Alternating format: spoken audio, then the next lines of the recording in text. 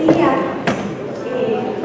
días a todos y todas las personas que están aquí con nosotros en este conversatorio en torno al libro de Iván Sánchez Martínez, Antonia, tu nombre es una historia.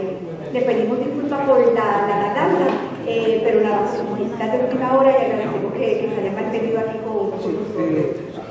Vamos a comenzar esta actividad con unos breves saludos. Le pedimos primero al doctor José Corrales, que nos saludará en calidad personal, pero también en nombre del rector del recinto, el doctor Luis Ferrao. Eso me suena.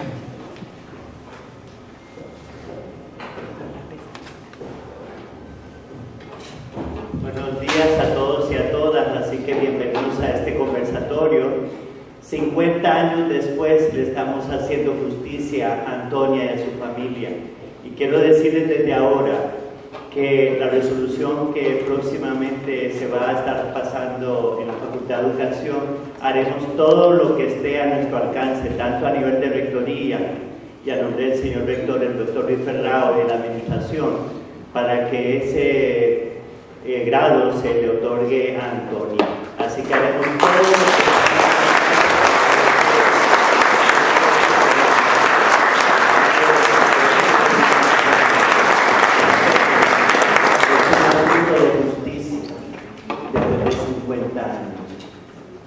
y esa muerte ingrata.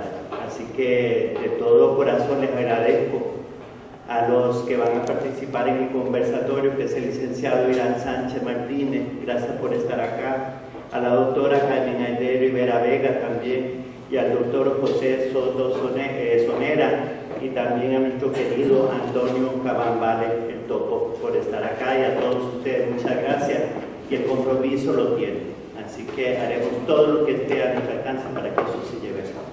Y que tengan un lindo día.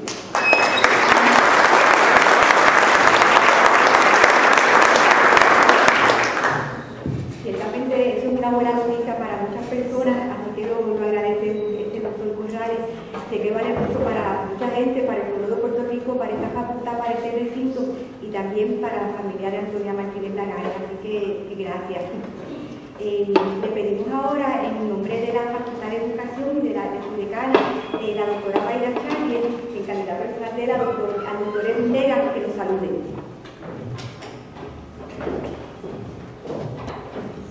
Muy buenos días a todos y a todas. Un saludo bien caluroso de parte de la decana de nuestra facultad, la doctora Mayra Chávez, que no se encuentra con nosotros porque hoy estamos dividiendo tareas.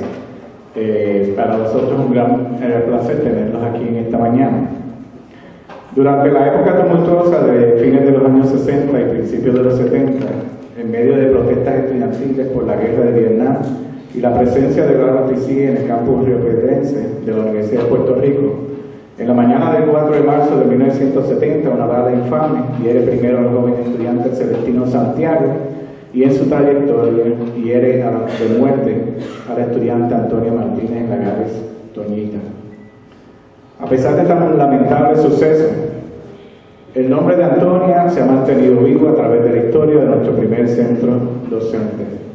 Según el escritor y hoy invitado, el licenciado Iván Sánchez Martínez, Antonia era una joven buena, pacífica, estudiosa, independentista y miembro activo de la Iglesia Alianza Cristiana Misionera de Arecibo, a punto de graduarse de maestra de español de nuestra Facultad de Educación.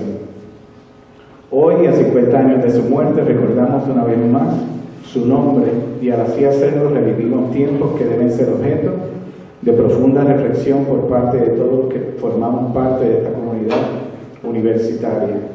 Espero que esta actividad sirva para precisamente eso, escudriñar los sucesos que de forma directa o indirecta marcan nuestra vida como institución y como seres humanos. De mi parte, lamento no poderme quedar con ustedes, pero estoy en medio de una entrevista con la Middle State para la acreditación de la escuela secundaria, pero les deseo que sea una actividad exitosa, que nos lleve a profundas reflexiones en torno a todo lo que acontece en nuestra universidad. Mil gracias.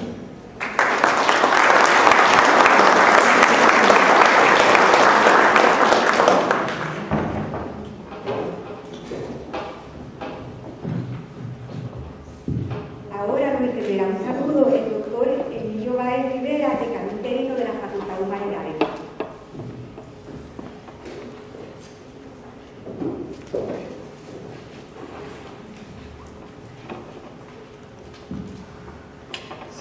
todas y a todos. La Facultad de Humanidades, y en especial quien les habla, nos honramos inmensamente en respaldar la petición de la Facultad Hermana de Educación para la concesión del grado póstumo, bachiller en Artes en Educación Secundaria con concentración en Español, a la alumna Antonia Martínez Lagares. Dos motivos nos resultan más que suficientes para reclamarla también como nuestra.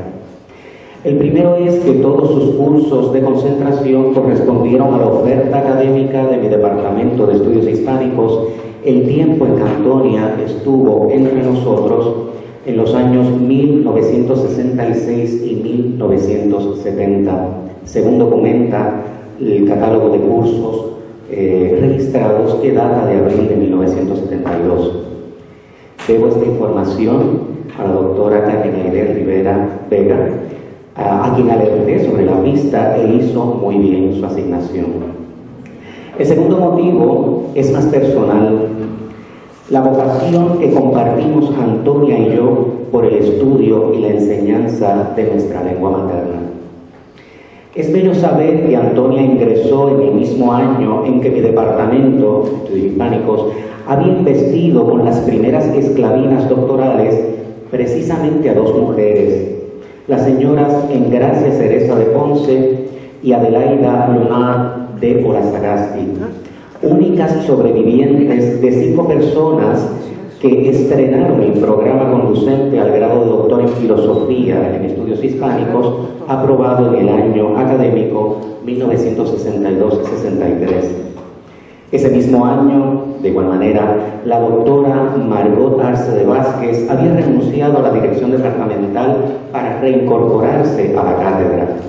Agradezco estos datos a la acción conjunta del asistente administrativo de mi decanato, Abdiel Iván Núñez Vélez, y a la directora del Archivo Central del recinto, Aida Irizarry.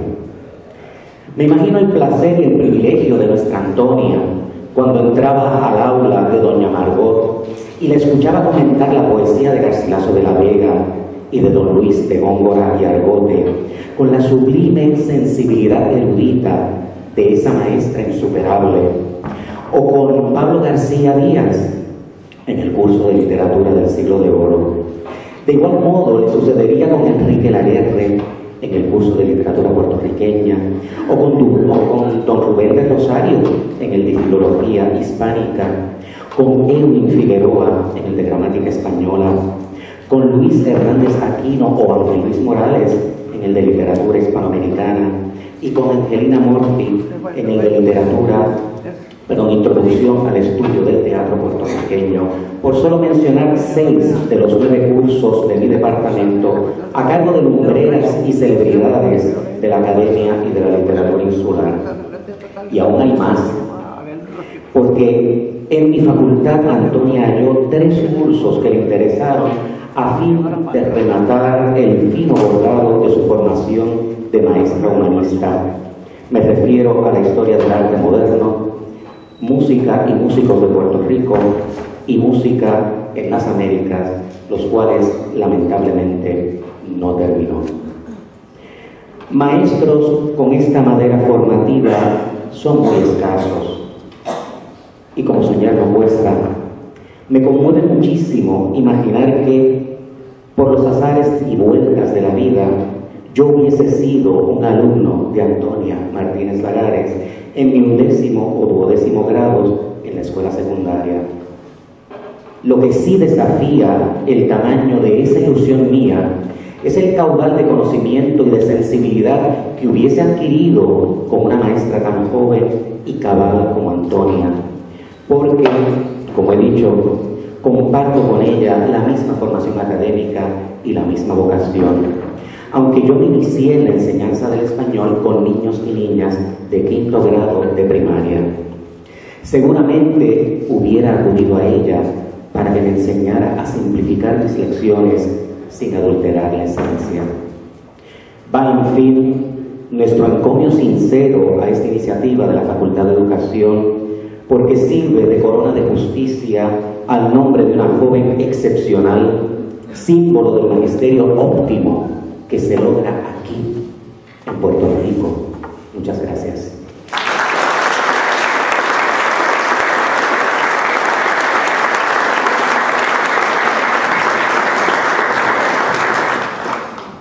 Muchas gracias, profesor. También nos saluda la doctora Anita Sulibere, coordinadora de la Cátedra UNESCO de Educación para la Paz. Buenos días a todas y a todos. Lo primero que quiero hacer es agradecer a los colegas José Soto Sonera, Gladys Capella, Carmen Aide Rivera, que tomaron esta iniciativa que ha tardado mucho tiempo, pero le ha llegado su momento, ¿verdad? Y nos han incluido en este esfuerzo. También agradecer a todos y todas los que están aquí, que de alguna manera han sido parte de esta historia o continúan siendo de esta historia, parte de esta historia, y a los estudiantes y las estudiantes más jóvenes que comienzan tal vez a conocerla por primera vez. Muchas gracias por estar aquí, muchas gracias por haber iniciado este esfuerzo.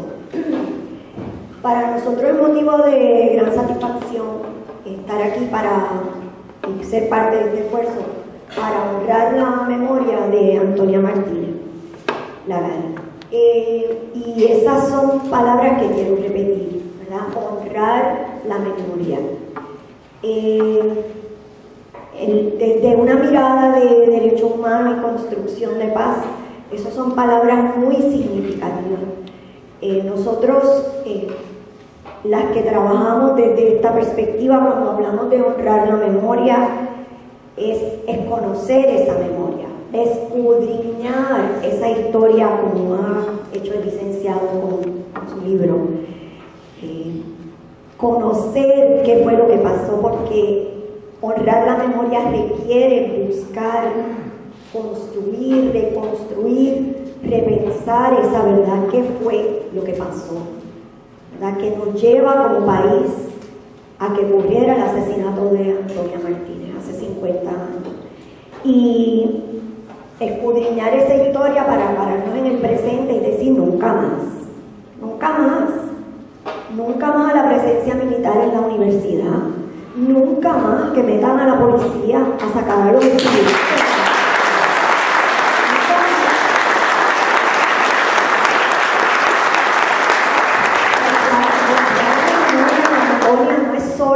No solo honrarla a ella, es honrar la memoria de lo que en ese momento histórico significó y significa para nosotros hoy en día.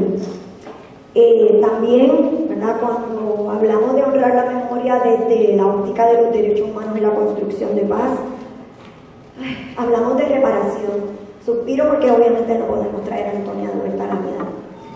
Pero hay unas tareas pendientes que son muy importantes y que son de justicia. Una, que como dije, ha tardado mucho, pero le llegó su momento, es que esta institución le confiera el grado póstumo. Otra es el reclamo de su familia de que este caso se reabra, ¿verdad? Y no quede en el olvido y no quede impune como ha sido hasta ahora. Eso es parte fundamental de honrar la memoria. Les agradezco nuevamente que estén aquí, sobre todo al licenciado Irán Sánchez por haber encendido esta mecha, ¿no? que nos lleva a hacer estas expresiones y a exigir en este momento tanto el grado póstumo como el esclarecimiento del asesinato de Antonia Martínez.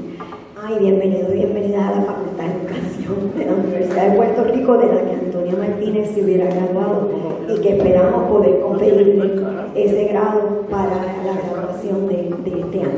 Muchas gracias.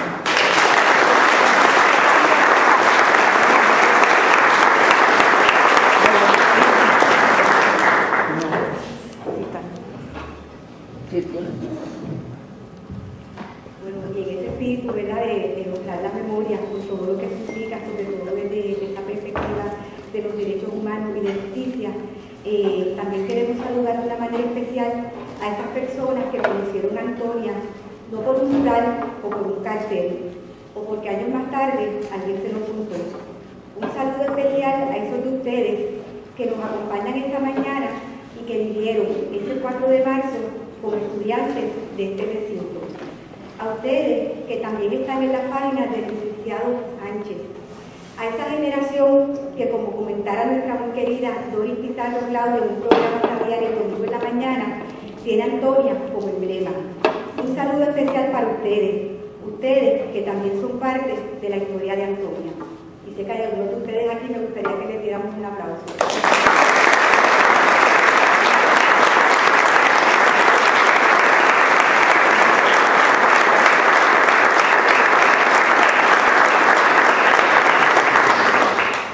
Según era nuestra portada del libro, Antonia, incluye una historia del licenciado Irán Sánchez Martínez.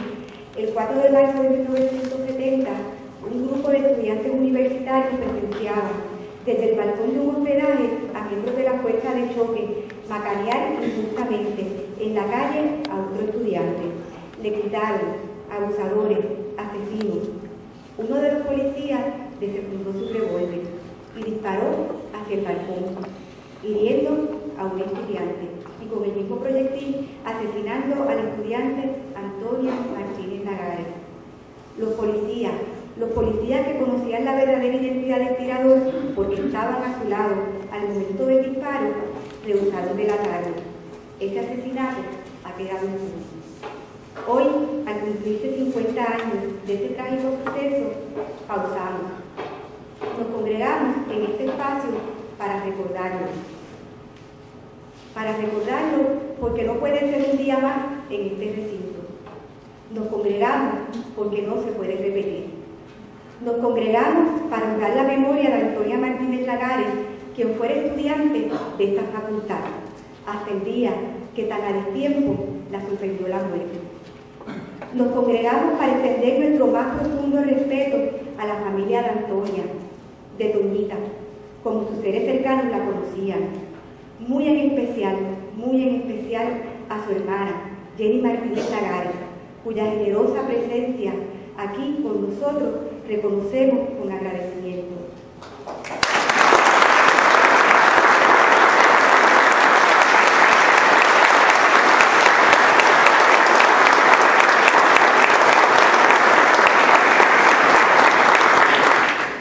Saludamos también a su mamá, a la mamá de Antonia y de Jenny, doña Antonia, que por razones de salud no puede acompañarnos. Jenny, doña Antonia, nuestro respeto a su dolor de ya 5 décadas, también a su interés. Tomemos unos minutos para mirar entonces algunas imágenes de Antonia a través de su vida.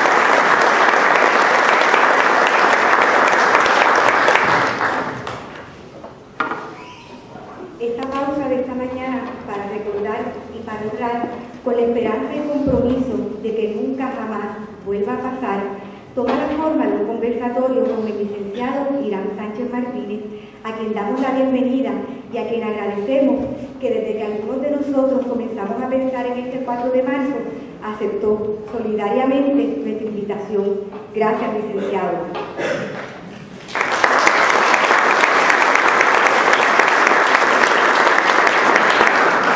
Toma también la forma de un intento, tardío, pero un intento así, de ofrecer un poco de justicia a toda una serie de eventos que a todas luces constituyen una injusticia grave e irreversible para Antonia, para su familia. En ese espíritu, luego del conversatorio procederemos a compartir la resolución aprobada por la Facultad de Educación para recomendar que el recinto de Río Piedras confiera el grado póstumo de bachillerato a Antonia Martínez Lagares. Y la pausa de esta mañana en este espacio culminará con la participación de nuestro poeta trovador, Antonio Caballero,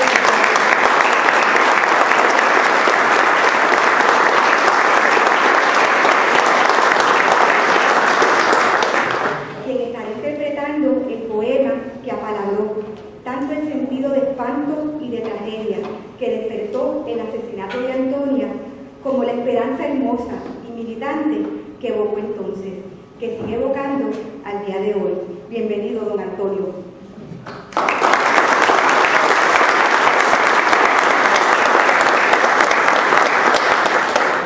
Como bien dijera el maestro, aquí estamos presentes, Antonia, para mostrarle al mundo la luz que nace en ti. Sin más demora, pasamos ahora a nuestro conversatorio. Durante la primera parte del conversatorio estará centrado en el licenciado Sánchez, junto a los compañeros profesores, doctora Carmen Aide Rivera Vera, de la Facultad de Humanidades, y el doctor José Soto Sonera, de la Facultad de Educación. Luego, el conversatorio se abrirá a las preguntas del público al licenciado Sánchez sobre su libro.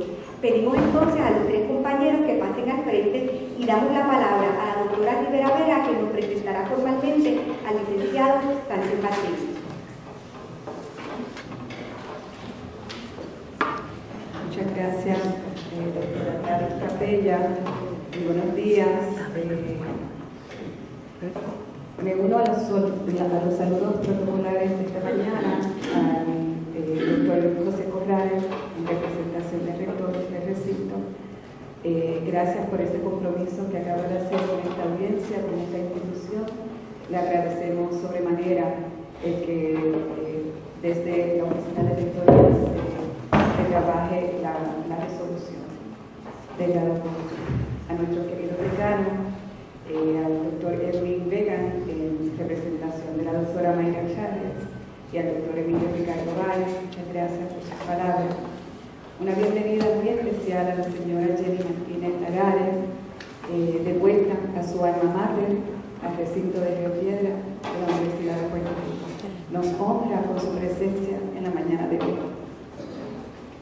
Agradecemos de manera especial al ex juez y autor, al licenciado Irán Sánchez Martínez, por acompañarnos esta mañana y presentar su obra, y hablaremos de Antonia Martínez Lagares, al igual que el señor Antonio Caballero, quien luego subirá al podio, como indicó la doctora Capella, acompañado del doctor Ricardo López León, a quien también agradecemos en su acompañamiento musical.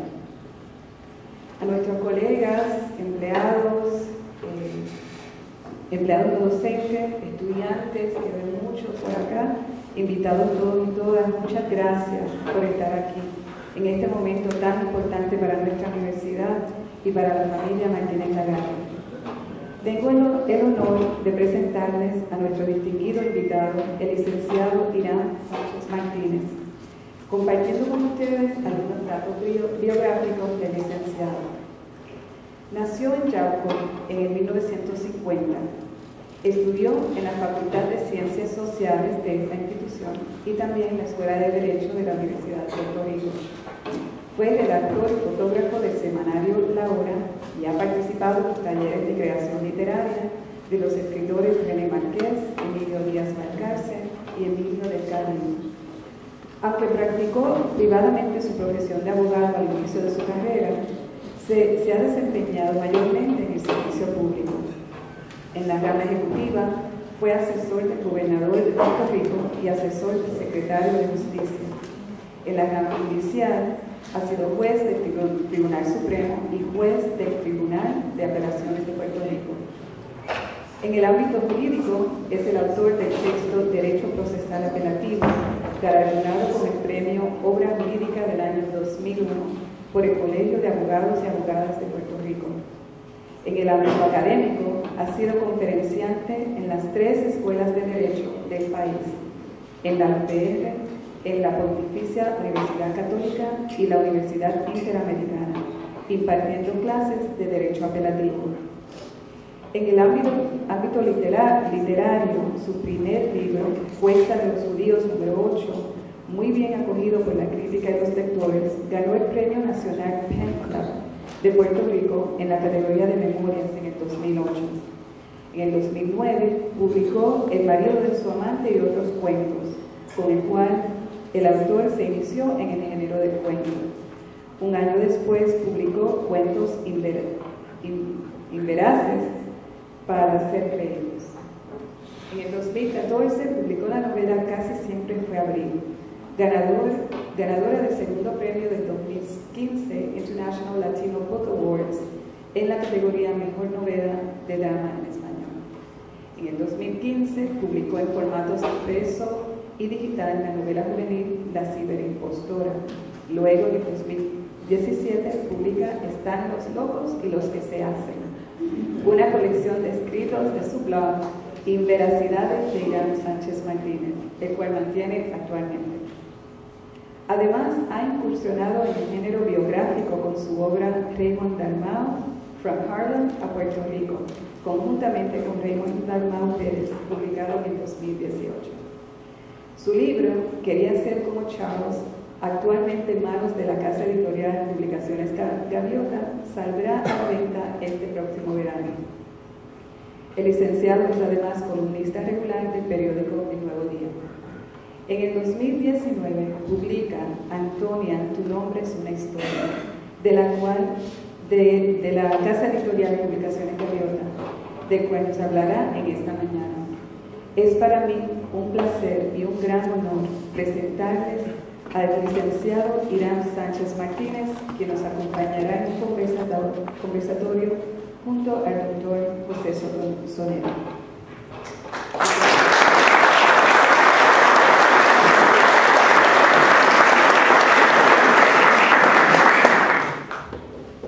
Licenciado, bueno, una mañana de muchas emociones, como ustedes podrán imaginar, ¿verdad? Comenzando con la presencia de Jenny entre nosotros. Pero aquí comenzamos el conversatorio con el licenciado, su generosidad de acompañarnos en esta mañana. Y queríamos comenzar un poco hablando de quién era Antonia Martínez Lagares, ¿verdad? De cómo se conocieron. Aquí hay un grupo nutrido, tal vez muchos y muchas han leído ya el libro y conocen estos datos, pero para algunos que no lo hayan hecho, especialmente a nuestros estudiantes que vemos por acá, quisiera que comenzáramos con ese relato de cómo usted conoció a Jenny, a Jenny también la conoció, a Antonia, y cómo era Antonia. Muy buenos días. Pero antes que nada, la aclaración, porque hubo un lapsus cuando se leyó mi biografía que fui juez del Tribunal Supremo, y si yo digo eso por allá, a lo mejor me desaforan. Yo fui juez del Tribunal Superior primero, 4 años, y luego juez del Tribunal de Apelaciones, lo que el tribunal que la gente le llama el apelativo, sí, por 13 años mío. Un lapsus, no se preocupe, doctora.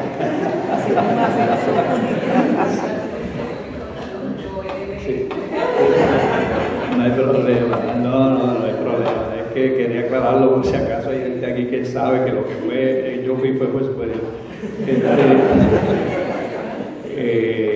Y entonces, antes de contestar la pregunta, también tengo 2 agradecimientos muy especiales. Uno, que yo me imagino que hablaremos más adelante de cómo se da lo de escribir el libro. no quiero aplazarlo, sino que quiero comenzar por eso, es mi agradecimiento a Jenny Martínez Lagares, la hermana mayor de Toñita.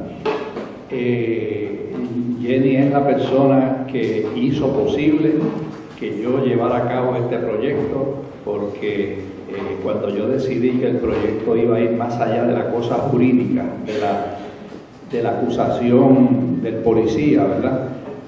Como yo había originalmente pensado, dada mi experiencia profesional, y decidí que el libro no estaría completo si no incluía a Antonia Martínez Lagares, que la gente comenzaba a olvidar.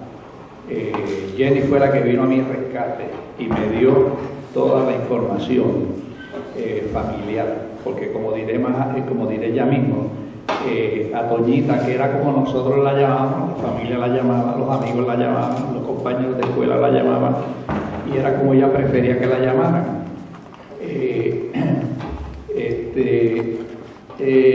Yo en ese momento, y el segundo agradecimiento, perdón. El segundo agradecimiento muy especial, porque cuando escribí el libro, los libros llevan títulos, y Rosa Montero no empieza a escribir un libro si no tiene un título puesto. Pero yo no soy Rosa Montero, por lo tanto yo puedo escribir un libro y después encargarme de buscarle un título. Y este fue una decisión importante que yo tenía que tomar para buscar un título a este libro. Y yo siempre he vivido impresionadísimo con la canción Antonia del compañero Antonio Cabán Vales, aquí presente. Y cada línea de esa canción es una joya.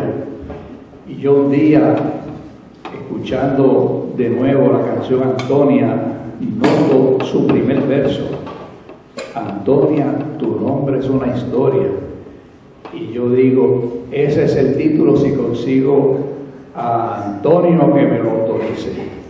Y a través de su hijo Adrián y de mi primo Walter Morsiglio, ellos me tramitaron y me consiguieron la autorización de Antonio Cabán Vales para usar como título de este libro el primer verso de su canción, y estoy profundamente agradecido de ti, Antonio.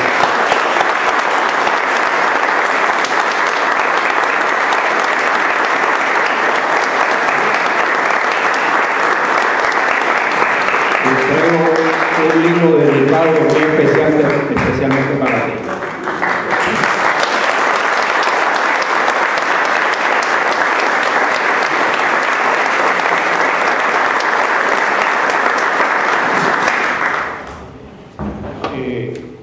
Iris, después coger el papel que se me fue dentro del libro. Bueno, ¿quién fue Antonia Martínez Lagares? ¿Cómo yo la conocí? Pues como ya se dijo, yo soy de Yauco y decidí venir a estudiar a Río Piedras, a la Universidad de Puerto Rico. Así que cuando yo llegué a Río Piedras, busqué hospedaje y conseguí este hospedaje en la calle Romaní número 59 en Santa Rita. Y da la casualidad que era un hospedaje mixto. Allí había muchachas y muchachos. Y entonces las muchachas, casi todas, si no todas, casi todas eran de Arecibo. Y entre esas muchachas había dos hermanas, Jenny y Toñita. Y ese fue el primer día de clase, un 20 de agosto de 1968, lunes. Y ese día yo, por primera vez, me relaciono con ella. Y todo ese año, como ustedes, los que peinan canas aquí, y aún los que no peinan canas pero que se han hospedado, tienen esa experiencia, saben que la vida en los hospedajes es chulísima, es muy interesante. Uno se divierte muchísimo, no solamente ¿verdad? Todo es estudio, sino el compartir y el desarrollar amistades, y sean amistades que duran para toda la vida. Y esa fue la situación mía con Jenny y con Antonia Martínez Lagares, quien entonces conocía por Toñita. Debo aclarar también que Jenny se graduó un año antes. Jenny se graduó en el año 69 y se graduó de esta facultad, también de pedagogía. Las dos hermanas estudiaron en la facultad de pedagogía y Jenny sí se graduó y Toñita pues sabemos que no pudo graduarse. Después de eso, ¿qué más puedo decir? Porque para el libro, entonces, ya con mis reuniones, con mis conversaciones con Jenny, pues me entero de todos los datos personales que yo en aquella época no le prestaba mucha atención, de dónde había nacido, la fecha de nacimiento, etc. Entonces ahí es que me entero que nació el 22 de abril del 49, que había sido en los coléricos de Arecibo, que vivió desde los 3 años en New Jersey, en Hoboken, y que ella con el papá, la mamá, su hermana Jenny y su hermano Jesús, que todavía vive en New Jersey, porque ellos los Martínez Lagares eran 3, Jenny, Jesús y Toñita. Y entonces Jenny y Toñita regresan a Puerto Rico el 26 de febrero del 60 a vivir a casa de un tío materno. Estando en Arecibo estudia la intermedia, la superior, y con un año de diferencia que se llevaban los estudios, Jenny viene primero a Río Piedras y luego al año siguiente Toñita en el año 66. Y cuando yo llego en el 68 ya Jenny está en su 4º año, o sea, ese agosto empieza el 4º año y Toñita empieza su 3er año. Y se mantenían naturalmente viajando a Arecibo y acá. Así que esos son los datos biográficos relevantes con anterioridad, claro. Jenny me ha dicho, yo creo que yo no lo puse en el libro, que Toñita estudió pedagogía con concentración en español porque ella decía que si regresaba a New Jersey, ella quería enseñarle buen español a la comunidad de los muchachos hispanos, puertorriqueños, etc. O sea, Toñita tenía muy clara su mente en cuanto a qué era lo que ella quería desarrollar como maestra. Tenía una gran identificación.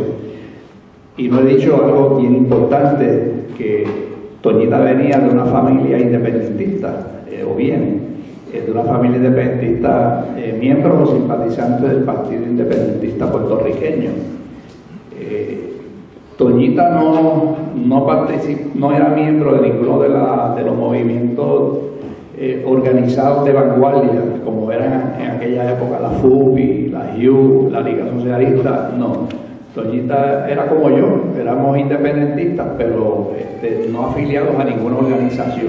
Eso sí, Toñita participaba en las actividades, marchas, piquetes, todo lo que se hiciera contra en los 3 frentes de batalla que teníamos los estudiantes universitarios de ese momento.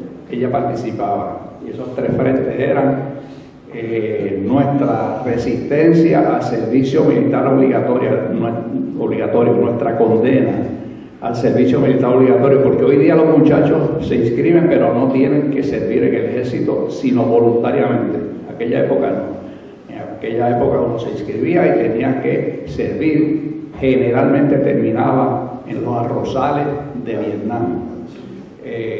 Segundo punto por el que luchábamos los estudiantes universitarios de la época era con el militarismo manifiesto en el campus, que se veía a través del programa militar del Reserve Officers Training Corps, o conocido por todos como ROTC.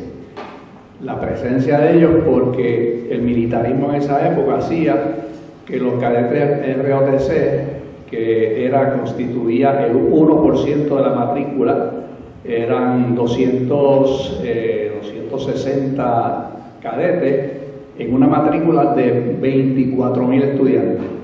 Y ellos se paseaban orondos por el campus uniformados, iban a clases uniformados, hacían ejercicios dentro del campus. Su cuartel general, que fue el que se quemó 2 veces, estaba aquí, muy cerca de aquí, al lado del centro estudiante. Lo que hoy día, ese edificio es hoy día para los estudiantes recientes, es donde está el archivo de histórico de la UPR. Ese era el edificio de la ROTC en aquella época, donde ellos tenían su cuartel general.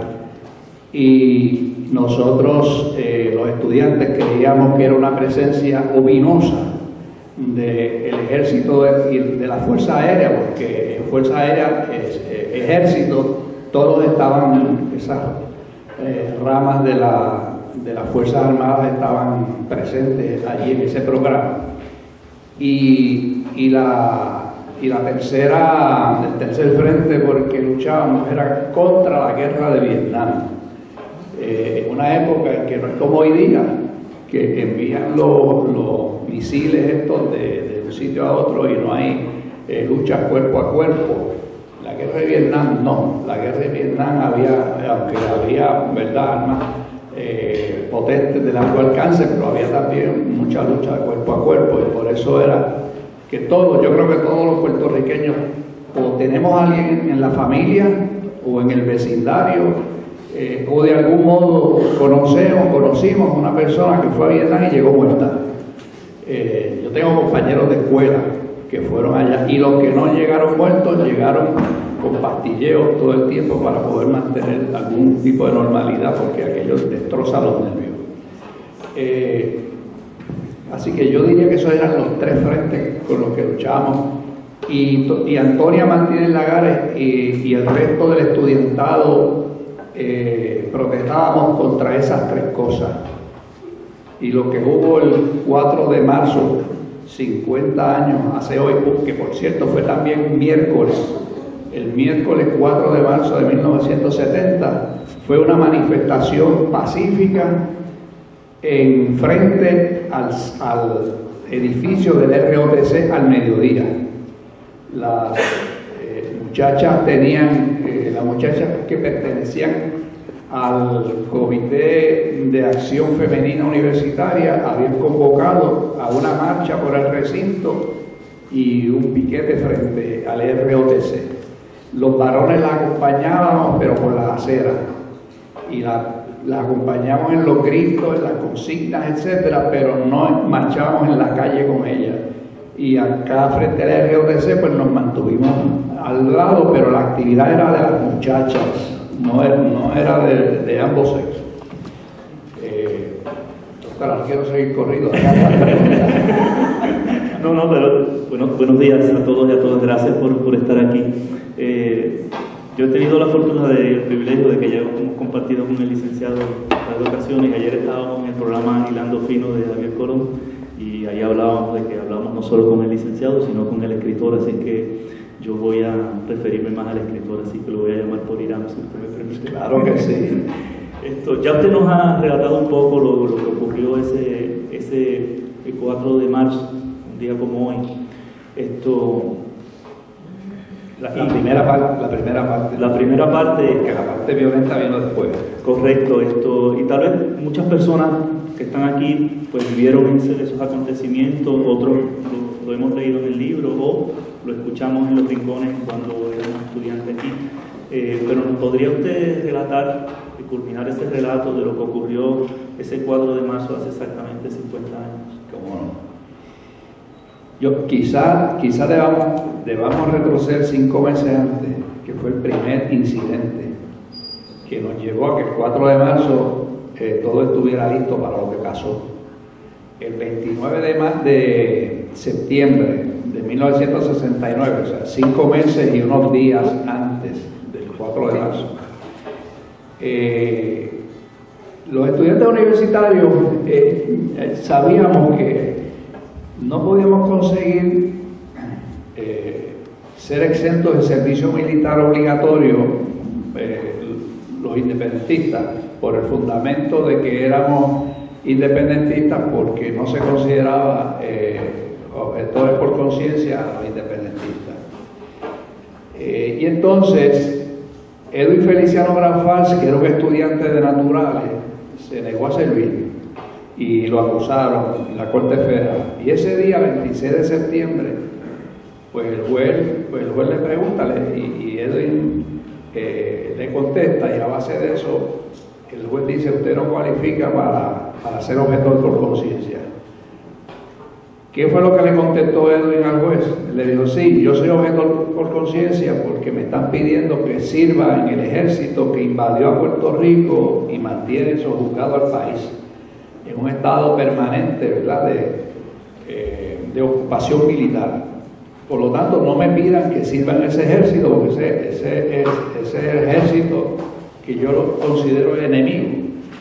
Y entonces, y dijo: y yo no soy objeto por conciencia según el tribunal lo define, porque yo sí estoy en disposición de ir a una guerra, pero es una guerra a favor de la independencia de Puerto Rico. Y entonces el juez dijo: bueno, si eso es así, usted no es objetor por conciencia, y le impuso 1 año de cárcel. De allí nosotros salimos, digo nosotros porque yo estaba presente, salimos del Tribunal Federal en el Viejo San Juan, al lado del Correo, en el 2º piso, la sala del juez Irán Cancio. Salimos hacia la universidad porque la vanguardia estudiantil de entonces, entiéndase FUPI, Florencio Merced Rosa, que era su presidente, y otras organizaciones, dijeron: pues nosotros vamos a protestar contra este acto del imperio sobre este compañero, y nos movilizaron a hacer una protesta frente al edificio del FOTC. Esa protesta degeneró en un acto de quemar y destruir parcialmente el edificio. Ese día, sin embargo, la policía no entró porque el rector Abraham Díaz González creyó que habría sido una carnicería el meter la policía en la universidad, y sencillamente se manejó como se pudo, pero eso le costó 2 meses después el cargo al rector. El Consejo de Educación Superior lo destituyó. Por eso es que cuando el 4 de marzo Río Piedras no tiene rector, la universidad sí tenía un presidente, que era Jaime Benítez, y entonces Jaime Benítez decide él mismo ser rector interino de Río Piedras. Y por eso es que quien llama a la policía ese día, el 4 de marzo, es Jaime Benítez. Entonces, del 29 de septiembre, entonces venimos al 4 de marzo. Ya la cosa, la lucha contra el FOTC se había escalado, ya sabemos por lo del 29 de septiembre que estaba a nivel de que cualquier asunto podía ser explotar, ¿verdad? Degenerar en violencia. Pero las muchachas fueron muy claras, ellas querían celebrar su actividad pacíficamente frente al FOTC, y así lo hicieron. La actividad, también yo estaba presente en esa actividad. La actividad terminó cerca de las 2 de la tarde y todos nos retiramos. Este fin de semana yo hablaba con Doris Pizarro, que sale fotografiada en el libro, porque fue una de las muchachas que habló en esa actividad del 4 de marzo al mediodía. Y Doris me dice: si yo también me retiré, porque yo me retiré a mi hospedaje a leer, a hacer mis lecturas obligadas de las clases, y yo no me enteré porque yo me desconecto. Estaba en el hospedaje en la calle Borinqueña, donde yo me había mudado, de hecho al frente de donde se mudó también Antonia Martínez Lagares, en la calle Borinqueña, y me puse a leer. Después me bañé, comí, y en algún momento, cerca de las 6:30, 7 menos cuarto, se empezó a regar la voz, yo creo que lo escuchaba por radio, que la policía había entrado a la universidad. Y entonces, pues, mis compañeros de hospedaje, que allí éramos todos varones, decidimos venir a la universidad, aquí al recinto, al campus, a ver lo que estaba pasando. Lo que había pasado esa tarde era que un grupo de los varones que no estaban participando en la actividad de protesta de las muchachas del mediodía se había retirado. El imparcial nos decía los mirones, de lo que quedamos en la acera sin hacer nada mientras las cosas pasaban. Pues un grupo de esos mirones que sí se quedaron allí, aparentemente, no se sabe hoy día quién empezó, pero los cadetes del ROTC empezaron a disparar con perdigones y a tirar piedras a los de la calle, y los de la calle a devolver las piedras. Y en un momento dado los de la calle incorporaron a su arsenal cajas de cócteles Molotov. Para los de las nuevas generaciones, los cócteles Molotov son botellas de esas de cerveza de cristal vacía, llenas con gasolina, un trapo en la boquilla, se agita, se le pega fuego, se tira, y cuando la botella cae y se rompe, pues le pega fuego a lo que hay alrededor. Pues aparecieron cajas de cócteles Molotov, y eso inició el fuego otra vez, por segunda ocasión en 5 meses, el fuego al edificio de ROTC y a la caseta de la banda de la Fuerza Aérea ROTC. Y Jaime Benítez, dice el superintendente de la policía de ese momento, Luis Torres Maza, que Jaime Benítez lo llamó desesperado 2 veces antes de la tercera vez. Jaime Benítez lo llamó esa tarde 3 veces. Torres Maza dice que él no mandó a la policía porque él no quería que la policía llegara, porque si la policía llegaba aquí, después tenía que quedarse por tiempo indefinido, y él no quería tener a sus hombres aquí por tiempo indefinido. Así que él trató de que Benítez resolviera como pudiera con la Guardia Universitaria. Pero ya la tercera llamada, cerca de las 6 de la tarde, dice Torres Maza, pues que Benítez le dijo que ya él no podía garantizar la seguridad de los muchachos cadetes del ROTC y otra gente que había dentro del edificio, que ya estaba ardiendo. Y entonces allí fue que Luis Torres Maza movilizó la fuerza de choque, que entró por aquí detrás, la baldosa, acá, y por ese portón. Y entonces empezaron a, como ellos decían, limpiar la universidad, pero la policía, como limpiaba la universidad, era metiéndose a los salones, sacando a empujones y macarazos a los estudiantes y a profesores. Luis Hernández Aquino, un profesor de mucho prestigio en este país, fue víctima de esos empujones también. En el libro yo cuento una anécdota de un profesor que trató de interceder por él, y lo que hizo el policía fue que le tiró un macanazo que él pudo esquivar porque todavía no había aumentado de peso y era ágil. Y entonces no había ningún respeto ni por estudiantes ni por profesores a la hora de sacarlo. La policía solamente tenía un lenguaje, que era el lenguaje del rotén, que era el rotén era como un bate de pelota larguísimo. Y los de la fuerza de choque vestían distinto a los demás policías. Los de la fuerza de choque usaban cascos azules, viseras, eran los únicos que en aquella época usaban chalecos a prueba de bala, botas militares altas, es decir, que era un equipo distinto a los demás policías. Por eso es que sabemos que el disparo lo hizo un miembro de la fuerza de choque. Y entonces, a las 6:15 entra la policía por la baldosa, y dice Torres Maza, que por eso es que podemos reconstruir un poco, ¿verdad?, a qué hora sucedió cada cosa. Dice Torres Maza que en 30 minutos él había ya limpiado, la policía había limpiado, entre comillas, la universidad. Estamos entonces en las 6:45. Pues minutos antes, cuando termina la policía supuestamente su labor, dentro del recinto, cuando mis compañeros y yo salimos a la calle para venir a la universidad, nos encontramos con que Toñita, su prima Iris Nilda y Tati Fuentes de Aguadilla, ellas 3, salían de los PDD también hacia la calle, y coincidimos al frente, en la Borinqueña. Nos saludamos, y ¿para dónde va? Pues para dar sitio. Pues nosotros también, caminamos juntos, salimos por el por el callejón Borinquen que daba al Paradise. Los que conocen esa área saben, el Teatro Paradise, por allí salimos a la Ponce de León, caminamos hacia el recinto, llegamos al primer portón, lo que era Ciencias Naturales en aquella época, el primer portón, el portón más cercano en la Ponce de León, más cercano a la Gándara. Allí entramos, nos adentramos unos cuantos pies, pero venía la fuerza de choque ya, el cordón, frente a la torre, caminando hacia la Ponce de León. Nosotros retrocedimos y nos paramos en la isleta que hay allí a ver qué iba a hacer la policía, si se iba a quedar en el portón o si iba a salir hacia la calle.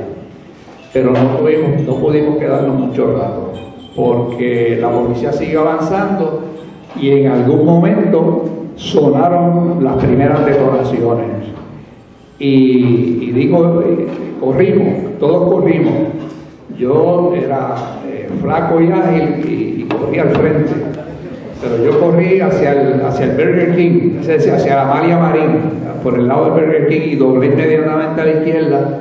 Y cuando me detuve frente a un solar baldío donde hoy día se construyó después el edificio de la Fundación Sila Calderón, allí yo me detuve a coger el aire y a chequear a los muchachos y a las muchachas. Pero lamentablemente lo que había al lado mío eran los muchachos, las muchachas no estaban. Después me enteré que las muchachas, en vez de correr en nuestra dirección, corrieron hacia la Ponce de León, que era la ruta que habíamos usado para llegar hasta allí. Con la desventaja que la ruta de la Ponce de León, que fue por la razón por la que yo no la usé, que yo sabía que en Quiopiedras había un cuartel y que la fuerza de choque usaba el cuartel, porque lo había usado el 26 de septiembre a pesar de que no entró, pero los acuartelaban en el cuartel de Río Piedras, y el cuartel de Río Piedras era la llegada a la universidad era por la Ponce de León, y podíamos quedar como el jamón del sándwich, como efectivamente pasó ese día. Y cuando ellas van por la calle, los muchachos del hospedaje de Ponce de León 10-12 la llaman suban para que no les pase nada, y ellas suben, y otros estudiantes también subieron, ellas no fueron las únicas en subir. Y entonces se quedan en ese hospedaje que no es el de ella, en lo que se tranquiliza la cosa abajo para ellas poder seguir rumbo al hospedaje. En ese momento pues no pasó nada más en la calle, y ellos se quedaron allí. Y para los que no lo sepan, ese balcón donde ella estaba, ese hospedaje, es en los altos de la librería Norberto González de Río Piedras. Ese es el edificio. Y no pasó nada. Yo regresé, me quedé en la calle González arriba por bastante rato, hasta que yo vi que la policía estaba disparando en la Amalia Marín hacia abajo, hacia la calle Humacao y Madrid. Y cuando yo vi que se veía el fogonazo, ya era de noche, y que estaban disparando con el brazo extendido, que no eran tiros al aire, ahí yo decidí que tenía que regresar al hospedaje, y regresé.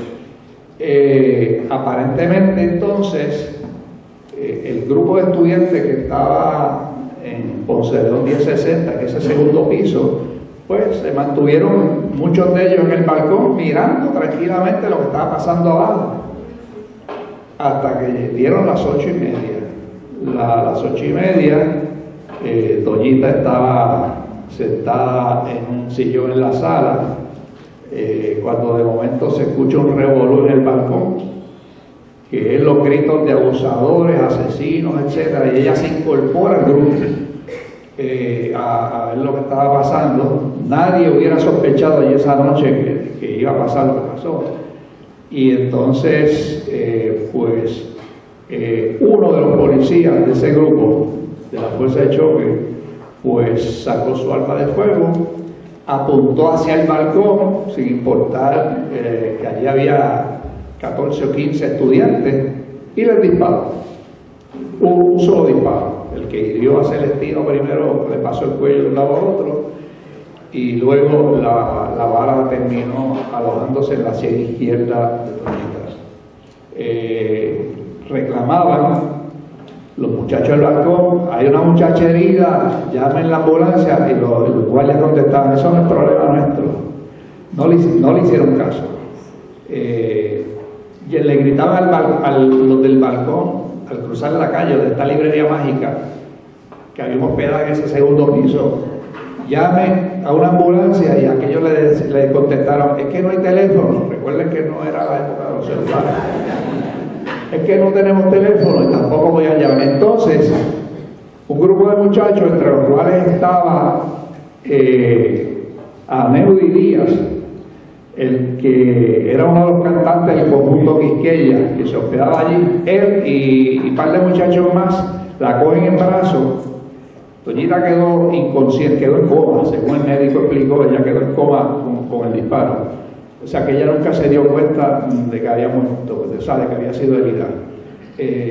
Y la llevan en brazos hasta la esquina donde se encuentran con el capitán de la policía, Enrique Meliá León.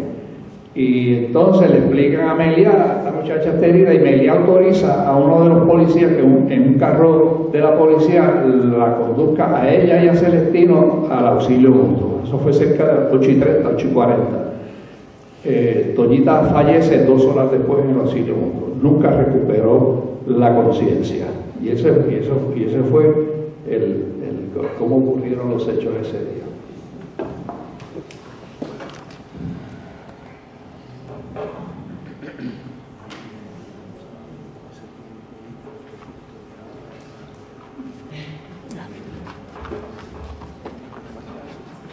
Hay que pausar para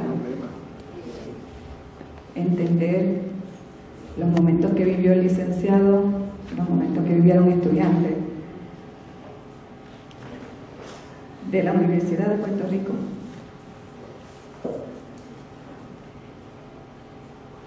Y en esas pausas es que vienen los momentos de recordar para nunca olvidar. Y como bien dijo nuestra querida Anita Yudkin, para que nunca más se vuelva a ocurrir lo que ocurrió en el 1970, que cegó la vida de Antonia Martínez Lagares. Para continuar, ¿verdad?, con el conversatorio, queríamos también un poco preguntarles por las expectativas con la publicación, ¿verdad? ¿Qué puede decir sobre el logro de esas expectativas a un año de esta publicación? Bueno, eso tiene que ver con el propósito que yo tuve para escribir este libro. Y hoy quizás deba comenzar por eso. Pues miren, ya les dijeron al principio pues, que yo fui juez por muchísimos años, casi 18 años, y mientras, o sea, los jueces tienen una especie de mordaza por los famosos cánones de ética judicial, que no podemos expresarnos públicamente, ni podemos explicar las decisiones, ni por qué decidimos como decidimos, ni participar en controversias que generen interés público o que puedan ser caracterizadas como políticas. Entonces yo, en cierto modo, mientras estuve trabajando, aunque yo tenía la idea de investigar el caso, porque a mí originalmente me empezó como idea de investigar el caso, porque yo dije, esta exoneración del policía de Yabucoa, de donde es esto tuvo que haber sido un amapucho. Aquí amapucharon el caso con la participación de fiscales, policías y hasta jueces, pensaba yo en ese momento, y realmente han dejado impune, han castigado a esa persona. Así que tengo que admitir, de las pocas ocasiones en que yo he entrado prejuiciado a algo, se fue una. Yo he tenido el prejuicio de que el gobierno había mapuchado este caso. Y lo que yo tenía razón en una parte, estaba equivocado en otra. Pero como les dije, yo no podía iniciar como yo pensaba que iba a encontrar pruebas para demostrar que se había mapuchado el caso. Yo dije, pero es que yo soy juez, yo no puedo ponerme a decir eso en un libro públicamente, así que me tuve que abstener. Pero entonces llegó mi momento de jubilación y yo dije, ¿ahora es qué? Y decido que quiero hacer esta investigación para analizar el proceso judicial que terminó en la exoneración del guardián. Pero entonces digo, pero espérate, ahí es como decía anteriormente, pero es que yo no puedo hacer un libro nada más que del proceso judicial. Yo tengo, ¿saben por qué? Me di cuenta, que me hizo darme cuenta, que yo le preguntaba a los jóvenes, oye, ¿quién es Antonia Martínez Lagares? Y hacían un neutro. Si había dos, se miraban entre sí. Y no, como, ayúdame tú. No sabían quién era Antonia Martínez Lagares. Otro me decía, esa es la del mural de la universidad. Otro me decía, es la muchacha de la canción del topo. No, yo me di cuenta que no había una conciencia clara sobre quién había sido y qué representa hoy día la figura de Antonia Martínez Lagares. Y yo dije, pues ya yo sé que no puedo hacer un libro sobre el proceso judicial. Y yo dije, bueno, pero la única forma que yo puedo hacer un libro sobre Toñita es encontrando a Jenny. Así que yo me dediqué por un tiempo a buscar a Jenny, porque yo había perdido contacto con Jenny. Yo sabía que se había casado con un muchacho del PIB de Arecibo. Llamé incluso a la alcaldía, y se postuló en una ocasión para alcalde de Arecibo por el PIB. Y yo llamé incluso a la alcaldía. Mira, hay forma de localizar a Polinar Cintrón. Pues nadie me pudo decir. Pero un día estoy yo con mi esposa, que tenía su hermana, ella estaba acompañando a la hermana y yo la estaba acompañando a ambas. Tenía una cita médica en Manatí, en un hospital. Y en lo que ella hacía un turno, yo le dije, pues yo me voy a tomar un café a la cafetería. Y me cogí el café y me senté a tomarme el café. Cuando de momento yo oigo a mis espaldas girar, y cuando yo miro, ¿quién era? Jenny Martínez Lagares. Y ahí el cielo volvió a abrirse. Le expliqué el proyecto que yo estaba pensando, si ella estaba en disposición, para empezar, si ella aprobaba, ¿verdad? Que yo hiciera un libro sobre su hermana, si ella estaba en disposición, y me dijo que sí. Y gracias a que Jenny me dijo que sí, entonces yo decidí empezar a escribir el libro. Después fue cuestión de meterme todos los días aquí a la hemeroteca a buscar los periódicos de la época, porque yo sabía que con mi memoria nada más y la de los testigos no iba a ser suficiente. Y afortunadamente me encontré con que los periodistas de la época, especialmente los del Mundo, el periódico El Mundo era el periódico de mayor circulación, es como decir hoy día El Nuevo Día. Pues el periódico El Mundo tenía unos redactores que eran muy detallistas. Y había muchas entrevistas, y entrevistas entre comillas, o sea que eran citas directas. Y gracias a eso me pasé meses viniendo aquí a la hemeroteca a estudiar los periódicos de esa época. Y naturalmente haciendo lecturas por mi cuenta, porque sobre la lucha universitaria se ha escrito bastante. Y lo otro fue que me dediqué a hacer entrevistas no solamente a Jenny, sino incluso yo fui a entrevistar al policía que acusaron y exoneraron, una persona muy decente de un barrio de Yabucoa, que hoy día también está jubilado de la policía, porque él continuó en la policía y llegó a jubilarse como teniente. Y entrevisté a Meliá, que fue el que autorizó que llevaran a Toñita al hospital. Es decir, a Meliá me acuerdo que lo entrevisté porque en el curso de mi investigación descubrí que Edwin Rivera Sierra, el amolado, el exalcalde de Cataño, el de la Palmolive,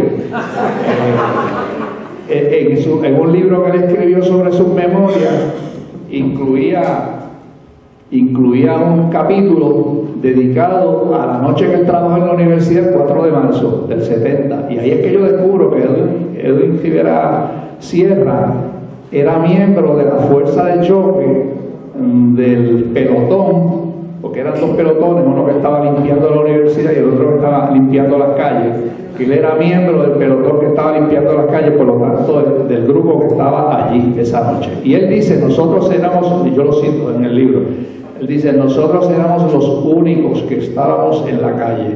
Por lo tanto, que no me vengan a decir, que nadie venga a decir que fue un civil que disparó desde la calle. Él dice, los únicos que estábamos allí éramos nosotros. Así que fui armando, ¿verdad?, ese rompecabezas a base de entrevistas, de lectura y de investigaciones en la hemeroteca.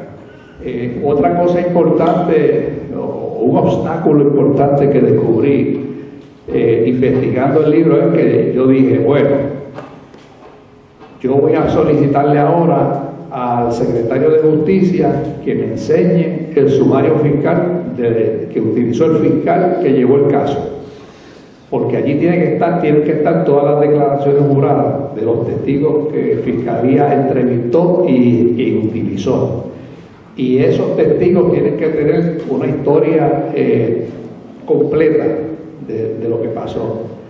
Pues me contestó el Departamento de Justicia que sí, el secretario me contestó que sí, que estaba dando instrucciones a que me lo buscaran, el sumario fiscal. Lo próximo es que una fiscal se comunica conmigo y me dice, el sumario fiscal de ese caso, junto a otros casos más anteriores al 2004, fueron destruidos en el parque Julio Monaga, donde estaba guardado, y no queda ni... Me enviaron una tarjetita que había en el Centro Judicial de Sajón que decía, dos o tres líneas, decía, pueblo versus fulano, el expediente lo tiene el fiscal Arrillaga. Eso es todo lo que había allí. El superintendente de la policía, José Luis Caldero, me dio trámite a mi solicitud y dio instrucciones que me buscara los documentos que hubiera en la policía sobre ese caso. Ustedes saben que cuando matan a una persona se genera una serie, y acusan a alguien, se genera una serie de informes de personas muertas, informes de delito, informes de arresto, informes suplementarios. Hay un montón de informes que genera la policía alrededor de un caso. Y yo dije, en esos papeles tiene también que haber parte de la historia. Pues me contestó la persona a quien él le encargó que lo buscara, que luego de una búsqueda exhaustiva no había encontrado ni un solo documento. Le escribí al Tribunal Supremo, la secretaria me contestó para que me buscara el expediente judicial de las dos vistas que hubo en ese caso, y la secretaria me contestó, de acuerdo al reglamento número 34, al cabo de 10 años los expedientes se destruyen. Así que tuve que trabajar sin ningún documento, esa parte. Así que, pero gracias a Dios, como digo, pude, con el resto, pude más o menos armar el recuento que yo me encuentro muy satisfecho con él. La pregunta es cómo, ¿qué espero? ¿Cuál es la expectativa? La primera expectativa ya yo la he visto cumplida, y por ejemplo este salón lleno es una de ellas. O sea, hay algún interés por el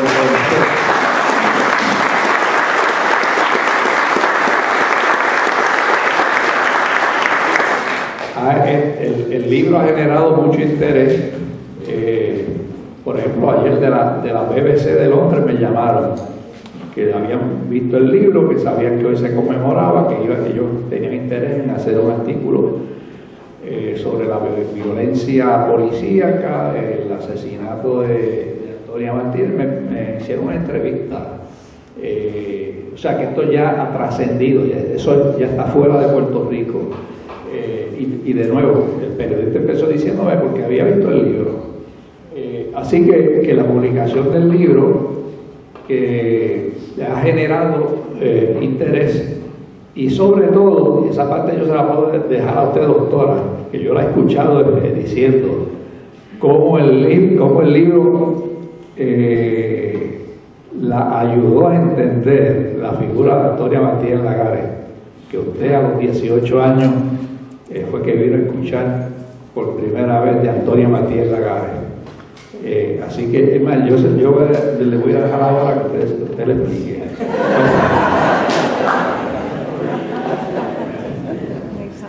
Dice licenciado me jugó una fría ahí.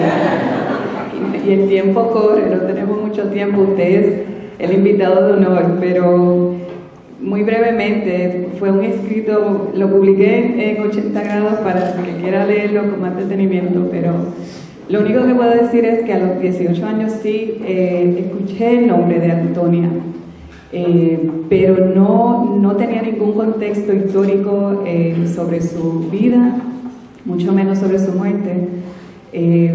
Lo digo en el artículo, ¿no? Fue una amiga que me presentó a su hermana menor, que se llamaba Antonia, y me dice, se llama Antonia como la estudiante que mataron en la Universidad de Puerto Rico. Y yo como que no podía congeniar esas dos cosas, ¿no? Que una estudiante la matara en una universidad y que su papá, el venerado artesano don Celestino Avilés, le había puesto ese nombre para que no la olvidáramos. Y no fue hasta luego, muchos años, hasta el 2017 de hecho, que la recuerdo profundamente durante un interinato mío en la rectoría de este recinto, y que me vi forzada a tomar unas determinaciones como parte de esa experiencia muy difícil. No la experiencia de ser rectora, lo asumí con mucho honor y mucha honra, sino la experiencia de tener que decidir durante una huelga estudiantil si la policía entraba o no en el recinto. Recuerdo como ahora que el monitor para ese tiempo, no recuerdo su título, pero Héctor Pesquera decía, la policía no entra al recinto de Río Piedra a menos que la rectora lo pida. Y pues Antonia vino a mi mente, vino a mi corazón, y pensé en los estudiantes que yo tenía a cargo como rectora del recinto. Y en ese momento decidí, pues no, basta de que la policía entre a nuestro recinto a resolver problemas que nosotros como administradores y como facultativos debemos resolver.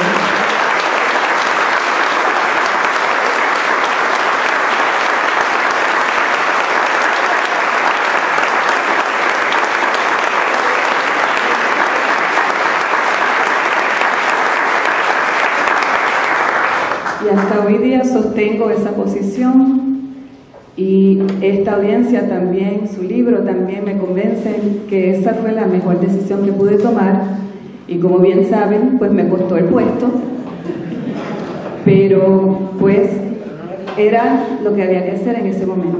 Y yo le doy las gracias a usted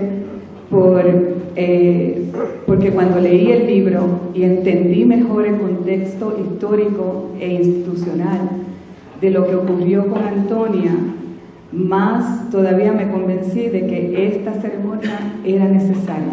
Y gracias al doctor Sotosonera, gracias a la doctora Capella, que nos unimos en este esfuerzo, gracias a ustedes por estar aquí, porque esto es parte del esfuerzo que continúa, pero como catedráticos también que estamos aquí, nuestra responsabilidad es con la institución de que nunca jamás pase lo que le pasó a Antonia Martínez Lagares. Nunca. Prohibido olvidar. Y esto yo se lo dedico con mucho honor a Jenny, a quien tuve el honor de abrazar hoy porque es nuestro vínculo con Antonia. Así que Jenny...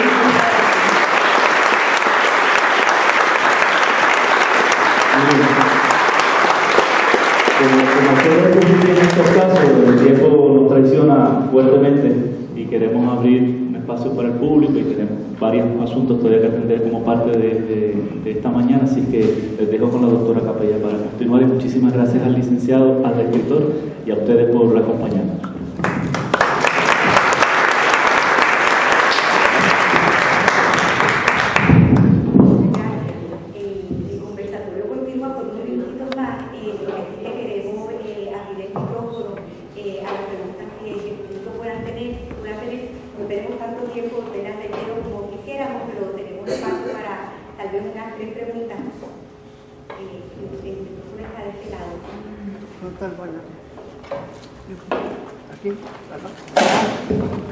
Buenos días y muchas gracias por el libro y por la actividad en términos generales.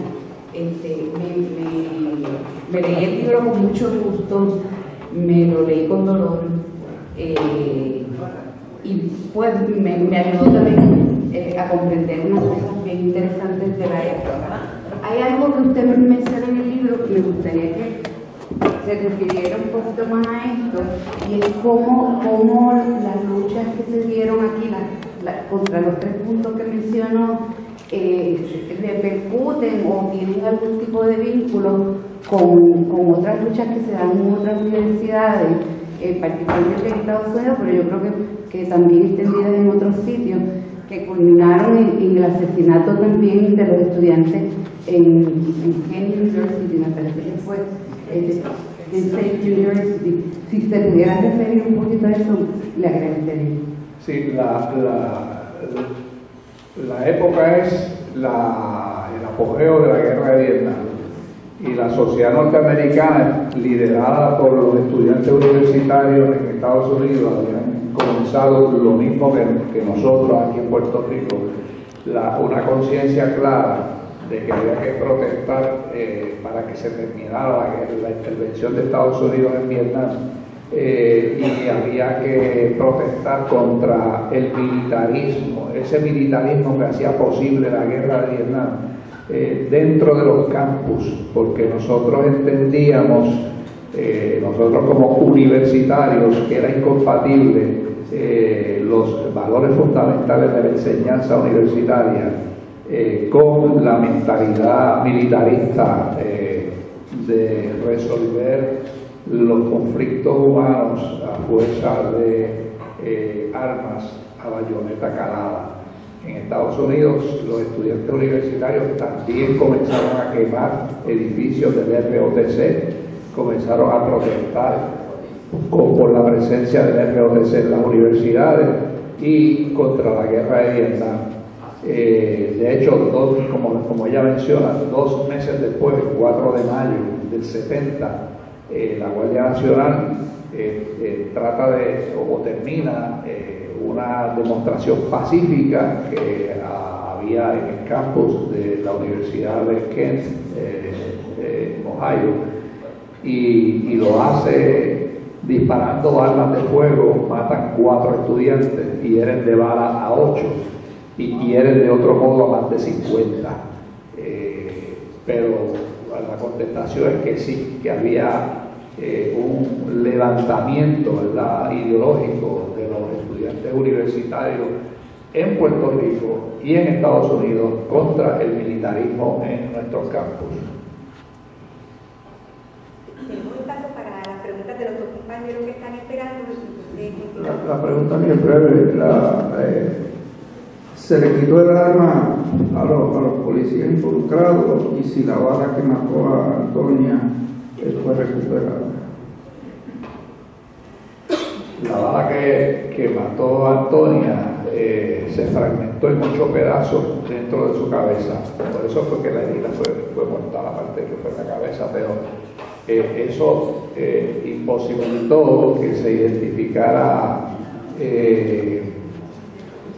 ¿verdad?, con certeza plena que la bala, cualquier bala de prueba, creo yo, hubiese dado positivo. Se ocupó el arma de fuego de los que trabajaron, pero no de todos los policías, de los que trabajaron esa noche en la situación de la universidad, como le llamaban ellos, y se dispararon, creo que hubo más de 250 armas de fuego se ocuparon.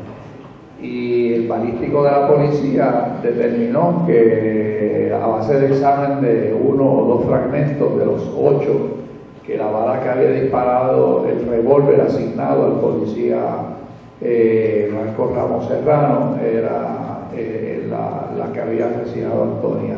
Pero otro perito de balística declaró, y yo creo que ese era el testimonio confiable, que el tamaño de la muestra no permitía identificar con certeza el proyectil que fue el causante de la muerte. Además, la identificación del autor del disparo estuvo completamente viciada. Señalaron a un policía que no era de la fuerza de choque, que no había estado trabajando allí esa noche, que estaba trabajando aquí en la luz de salida aquí a la Gándara, en la calle Vallejo, esquina Gándara. Nunca bajó hacia allá abajo, y recuerden ustedes que como les decía al principio, la fuerza de choque vestía distinto. Este otro guardia que acusa era un guardia de gorra y pantalón con raya negra al lado, o azul marino al lado, es decir, que es fácil distinguir, y zapatos bolos redondos, bajitos, donde era fácil distinguir los miembros de la fuerza de choque. Y todos los testigos, y por cierto, aquí el compañero Bazar, que vio, me dijo ahorita, y luego lo entrevistaré con calma, que vio al agente que hizo el disparo cuando lo hizo. Y definitivamente era un miembro de la fuerza de choque, que eran los únicos, en eso enamorado tienen razón, eran los únicos que estaban trabajando en esa vida.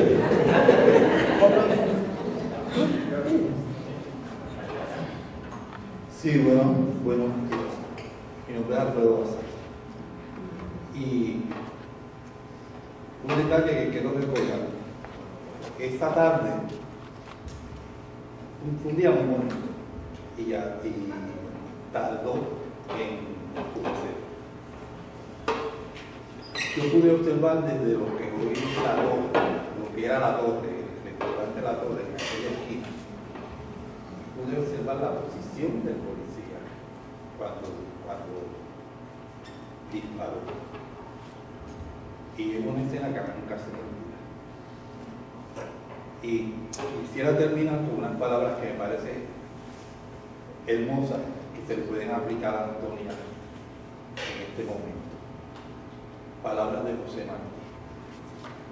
Y es que en América estalla en flor la gente nueva, que pide peso a la prosa y condición al verso, y quiere trabajo y realidad en la política y en la literatura. Y nosotros seguimos en esa misma dirección, recordando la memoria de Antonia.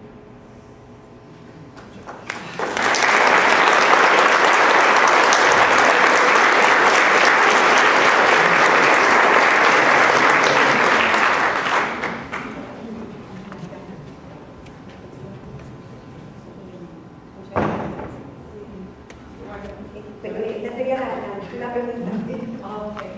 Yo lo que quisiera saber, ¿acaso lo van a reabrir? Y si sí, ¿cómo van a hacer una investigación cuando todos los documentos y los archivos no aparecen o fueron destruidos? Recientemente, Jenny le escribió a la gobernadora solicitándole que hiciera una investigación sobre este caso, y la gobernadora, en efecto, ordenó al Departamento de Justicia, y el Departamento de Justicia tiene asignados 2 fiscales, la fiscal Amarili Acevedo Vera y el fiscal Diego Velázquez Paz. No hablaron conmigo que nos iban a llamar. De hecho, a mí me citaron para cuando después cejaron el departamento con lo de los terremotos, quedaron que me volverían a citar a mí y a Jenny. Eso no ha ocurrido todavía. Yo estaba esperando que pasaran estas actividades para retomar ese asunto y decirle que nosotros tenemos interés en que esto se le dé curso. Es cierto que no existe expediente, pero todavía hay testigos vivos. Yo no sé si hay modo de identificar a los miembros de la fuerza de choque que trabajaron, aparte del Amorado, que ya él se ubicó allí, él solito, se ubicó allí trabajando, que otros policías trabajaron allí esa noche, porque el autor del disparo es conocido por ellos, por los policías que trabajaron esa noche, porque no me digan ustedes que aquí alguien se suelta un tiro y nadie de los que está alrededor va a saber quién fue el que lo hizo. Así que yo estoy, no creo necesariamente que se vaya a esclarecer, pero yo creo que algún informe debe producir el Departamento de Justicia sobre las gestiones que ha hecho. porque el que hizo el disparo pudiera estar vivo todavía, de eso no lo sabemos. Pero los fiscales tienen facultad de citación y de tomar declaraciones juradas y de acusar a quien mienta bajo juramento. Creo que tenemos otro conversatorio pendiente. Continuando con esta actividad, pasamos a dar lectura a la resolución que aprobara unánimemente la Facultad de Educación, de la que tenemos que ser parte, recomendando que las autoridades universitarias confieran el grado póstumo de bachillerato a Antonia Martínez Lagares. Y queremos agradecer al doctor González que está aquí con nosotros, porque entendemos que está teniendo una acogida favorable en la legislación superior. Gracias.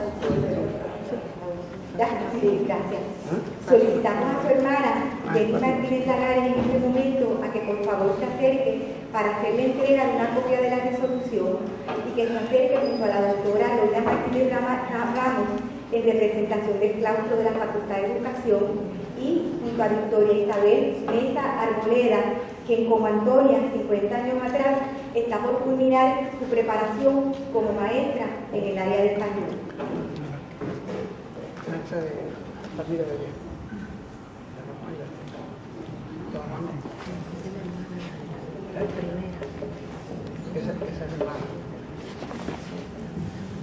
Y la resolución aprobada en este mismo espacio el 24 de febrero de 2020 en una reunión extraordinaria de la Facultad de Educación lee como sigue: por cuanto Antonia Martínez Lagares es estudiante del Colegio de Pedagogía, actualmente Facultad de Educación Eugenio María de Hostos de la Universidad de Puerto Rico, recinto de Río Piedra, en el momento de recibir un disparo que le causó la muerte el 4 de marzo de 1970, mientras buscaba, como tantos otros, protección de la violencia que esperaba en las calles de Río Piedra durante la tarde y noche de ese día.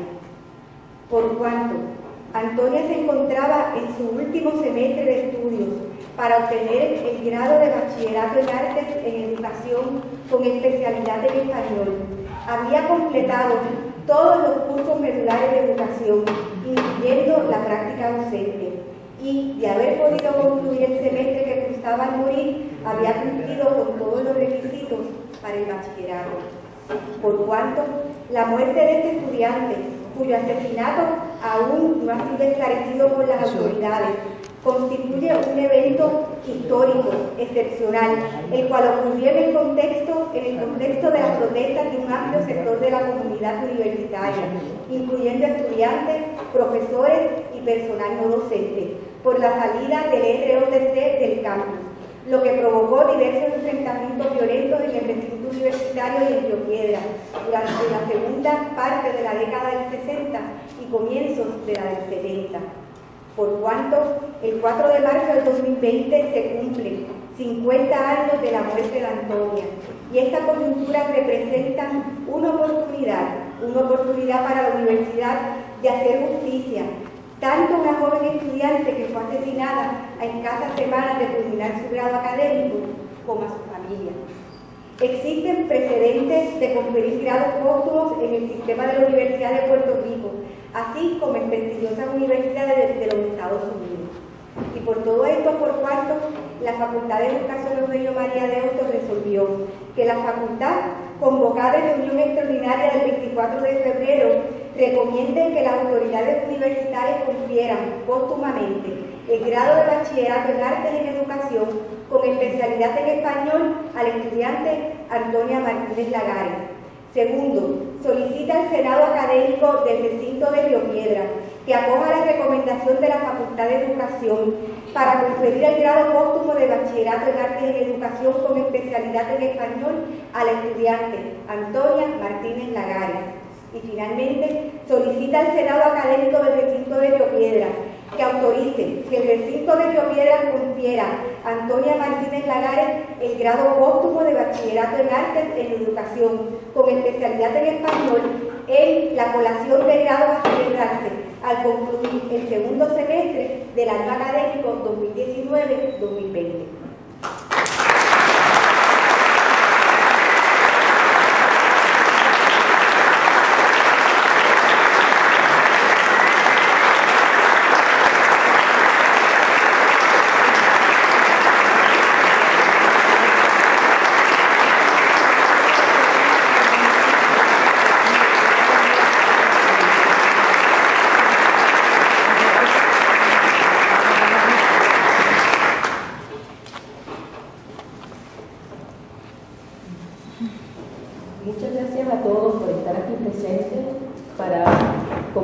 la memoria de mi hermana Antonia Martínez Lagares. Agradezco profundamente, desde lo más profundo de mi corazón, el libro publicado por mi amigo el licenciado Irán Sánchez Martínez, porque así se perpetúa la memoria de mi hermana. Agradezco a Antonio Cabán Vale por su canción tan hermosa, Antonia, tu nombre es una historia, que siempre es y siempre cantamos, ¿verdad?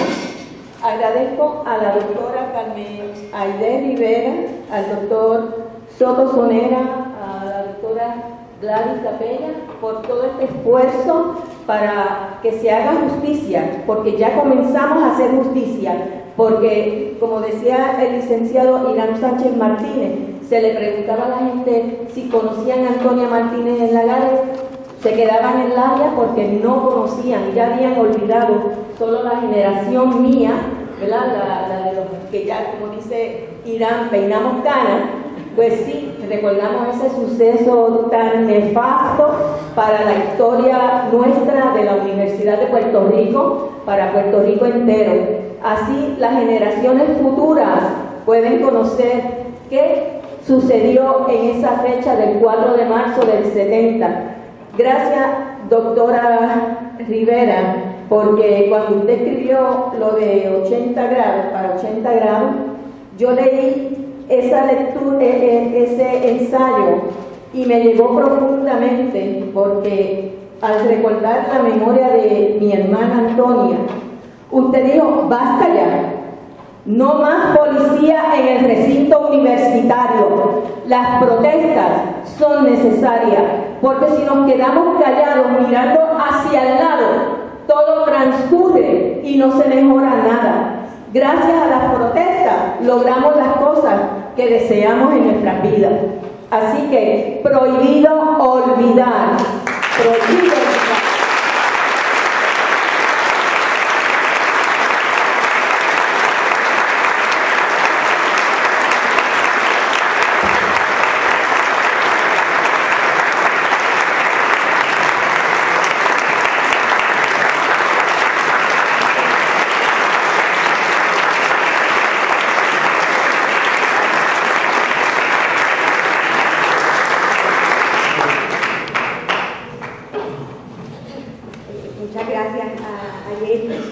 Y bueno, ahora pedimos al maestro Antonio Cabán Vale, acompañado por el doctor Ricardo López León, nos entone su poema Antonio.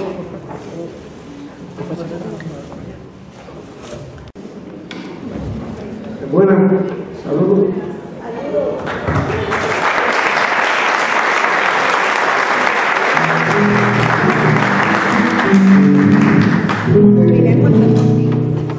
Yo solamente quiero comentar que la importancia del trabajo del licenciado, ¿no? Yo a menos tuvo la suerte, la triste suerte, ¿no?, de hacer una canción sobre los hechos, claro, la exploración lírica de un asunto que es humano, trágico, pero gracias a Dios que hice esa canción y ha evolucionado, y la muestra es el trabajo, esta novela de licenciado, y así pues se va fundamentando el argumento, perdonando la petición fuerte y contundente de los hechos que ocurrieron, partiendo de una nación que es lírica, que tiene muchos elementos de los sentimientos y de la imaginación, pues conseguir una verdad. Vamos a cantar Antonio. La dedicamos a la hermana de ella que está aquí con nosotros.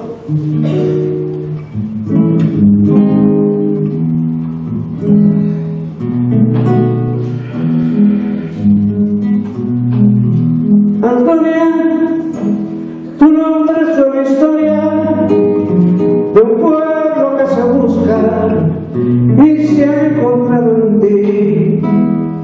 Antonia, tu nombre es como un alma, los pájaros desatan la luz del porvenir. Antonia, los pueblos no perdonan. Un día esta ley se ha de cumplir. Aquellos que un día derramaron tus pétalos de sangre no sabían que así echaban las semillas en el aire y a la vista del pueblo habrían de surgir. Antonia, los pueblos no perdonan. Un día esta ley se ha de cumplir. Tu muerte, la juventud la canta, es parte en sus labios y es bala de fusil. Antonia, que estamos presentes para mostrarle al mundo la luz que nace en ti. Aquellos que un día derramaron tus pétalos de sangre no sabían que así echaban las semillas en el aire y a la vista del pueblo habrían de surgir. Antonia, tu pueblo no perdona. Un día esta ley se ha de cumplir. Antonia, los pueblos no perdonan. Un día esta ley se ha de cumplir. Antonia, los pueblos no perdonan, no perdonan.